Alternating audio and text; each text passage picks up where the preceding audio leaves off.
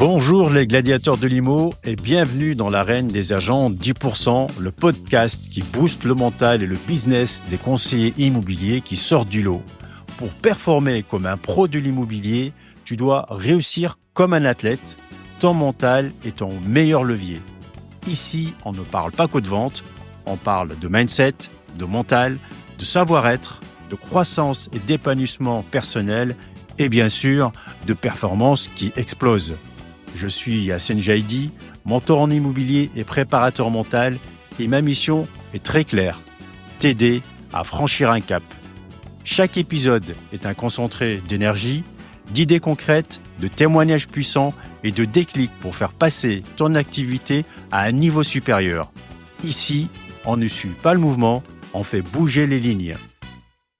J'espère que tu vas bien. Aujourd'hui, on se retrouve dans le premier podcast d'une longue série de 10 podcasts mental immobilier.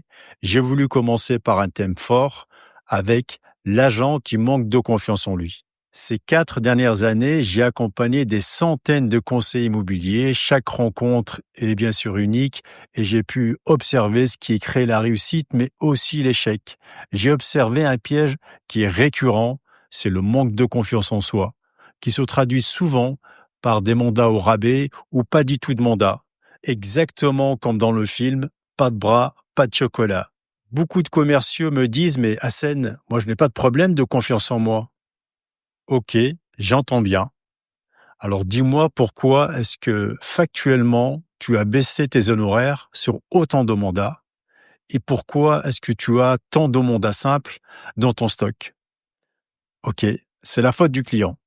C'est vraiment un piège invisible, un piège silencieux, un piège qui ruine la carrière et le chiffre d'affaires de nombreux conseillers immobiliers. Et souvent, sans même qu'ils ne s'en rendent compte. Ce piège, je l'ai vu trop de fois lors de mes coachings avec les agents. Et concrètement, sur le terrain, ça donne des mandats bradés, des honoraires divisés et pire encore, des fois, pas du tout de mandat. Ce n'est pas juste une question de technique ou de script, de closing, c'est une question d'identité personnelle et professionnelle et de posture intérieure. Je vais te raconter l'histoire de David. David, c'est un conseiller immobilier super motivé qui aime son métier et il a envie de bien faire. Il part à son rendez-vous vendeur et comme les vendeurs ne nous disent pas tout, quand il arrive sur place, il découvre que le bien est déjà en vente dans 3 agences. À ton avis, que fait David? Il cède malheureusement à la stratégie du vendeur qui veut travailler uniquement avec des mandats simples. Donc, il signe lui aussi un 4e mandat simple. Et cerise sur le gâteau, il s'aligne aux autres conseillers pour pouvoir prendre le mandat. Il accepte de baisser lui aussi ses honoraires. À cause de son manque de confiance en lui, il vient d'envoyer un message terrible au vendeur. Je suis exactement comme les autres agents. Je veux juste un mandat. S'il vous plaît, s'il vous plaît, s'il vous plaît. Il adopte la mauvaise posture, celle du conseiller immobilier qui quémande un mandat. Résultat, il se positionne comme un agent de plus, pas comme l'agent évident. Avec ce comportement, il participe lui aussi à dévaloriser le bien sur le marché, mais également l'image de notre profession. Parce qu'il confirme au vendeur que ce n'est pas le professionnel qui prescrit la stratégie de commercialisation, mais le vendeur. Je t'invite juste à imaginer ce scénario. Tu es chez ton médecin et c'est toi qui prescris les médicaments dont tu as besoin pour guérir et que ton médecin se contente de remplir l'ordonnance. Si tu ne guéris pas, dans quelle catégorie est-ce que tu vas placer ton médecin? Dans l'inconscient collectif, beaucoup de vendeurs et d'acheteurs pensent qu'il est possible de négocier les honoraires des conseils immobiliers à la prise du mandat avant même qu'il n'ait commencé à travailler. Et David, avec ce 4e mandat, il n'a fait que confirmer cette croyance. Et à ton avis, avec ce comportement, quel message est-ce qu'il a envoyé au marché? Que ce bien ne se vend pas, qu'il est trop cher, que le vendeur est pressé de vendre, et on le sait très bien que certains acheteurs jouent parfaitement leur rôle pour acheter le moins cher possible. Il nous pose toujours 2 questions. Depuis combien de temps ce bien est en vente et pour quelle raison? Donc, en signant ce 4e mandat simple, David risque d'ouvrir la porte à la négociation et aux offres basses et finir par la même occasion d'attirer ce qu'on appelle les acheteurs opportunistes, ceux qui nous font parfois des offres totalement indécentes et irrespectueuses pour les vendeurs. Alors que notre rôle, c'est plutôt de fermer la porte à la négociation et de vendre au prix pour pouvoir toucher nos honoraires pleins et pas de laisser la porte ouverte à toutes les fenêtres. Sans nous en rendre compte, avec ce comportement, on s'inscrit dans un cercle vicieux du doute.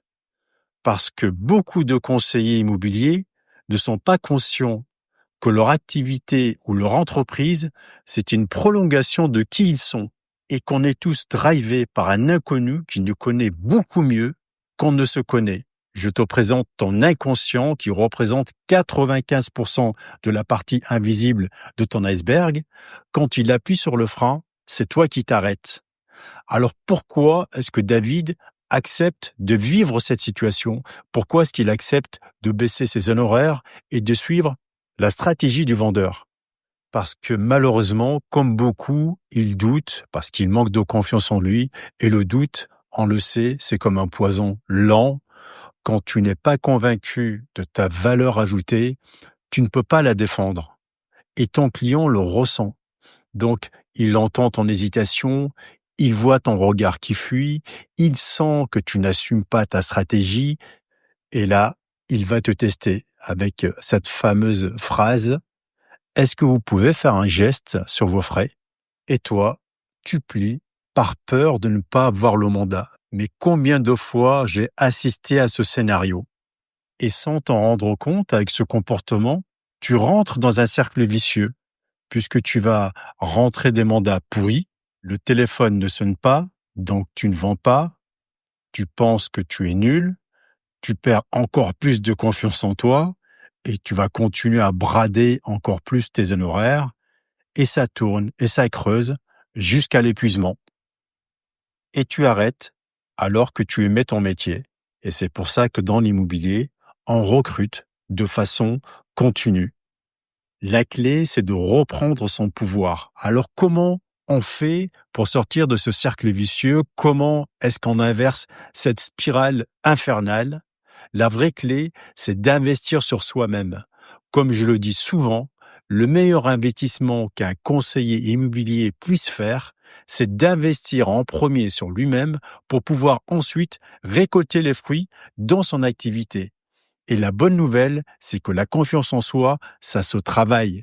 La confiance, ce n'est pas inné, c'est un muscle qui se travaille. Et ce muscle se développe avec une vraie préparation mentale, une stratégie affirmée, une posture de leader qui te permet de te rendre à ton rendez-vous serein parce que tu maîtrises ton secteur, parce que tu as préparé ton rendez-vous à fond, tu es en mesure d'apporter des informations à ton client vendeur. Tu sais que c'est le bus numéro 2 qui passe en bas de l'appartement, qu'il y a une crèche, qu'il y a une école primaire, qu'il y a un collège, qu'on est à 10 minutes de l'accès de l'autoroute. Tu as déjà vendu des appartements dans la résidence. Tu fais partie de la catégorie des agents qui sont tellement convaincus qu'ils en deviennent convaincants, donc ils rassurent leurs vendeurs et qui inspirent confiance. Si tu avais été à la place de David, quelle posture est-ce que tu aurais adoptée? Dans ce genre de situation, tu dois être capable de dire à ton client: je ne suis pas là pour prendre un 4e mandat, je suis là pour vendre votre bien. On refait le point dans 10 jours sur votre stratégie de commercialisation si vous n'avez pas eu de résultat. Ce genre de posture change tout parce que le client ressent que tu crois en ce que tu proposes. Et c'est là que la magie opère. Tu ne cours plus après les mandats, tu n'es pas un mendiant à mandat, ce sont les mandats qui viennent à toi, tu es recommandé par tes clients, et si aujourd'hui tu sens qu'il te manque encore cette posture professionnelle, il est tout à fait possible de te faire accompagner individuellement. C'est exactement ce qu'on travaille dans nos trainings de l'Académie 100% Toi à travers notre programme Agent 10%. Alors si tu t'es reconnu dans l'histoire de David, si toi aussi tu te brades trop souvent, alors que tu sais au fond de toi que tu vaux vraiment beaucoup mieux que ça, mais que ta vraie valeur ne se perçoit pas encore dans ta réalité, tu sens que tu pourrais être encore 10 fois plus puissant dans ton activité et que tu en as encore sous la pédale, si ce podcast te parle, alors le programme Agent 10% est fait pour toi. Rejoins-nous sur le lien en dessous. On travaille sur ta posture professionnelle, on casse ce syndrome de l'imposteur de je ne suis pas assez et on construit enfin une confiance solide. Je suis Hassen Jaidi, mentor en immobilier et préparateur mental. Ce que j'ai appris avec certitude depuis plus de 20 ans d'expérience et ce que je peux te garantir, la confiance en soi est un vrai puissant levier de business. Sans elle, tu passes à côté de ta vraie valeur et donc à côté de ton vrai chiffre d'affaires. À très vite pour un nouvel épisode de Mental Immobilier. D'ici là, reste solide, reste pro.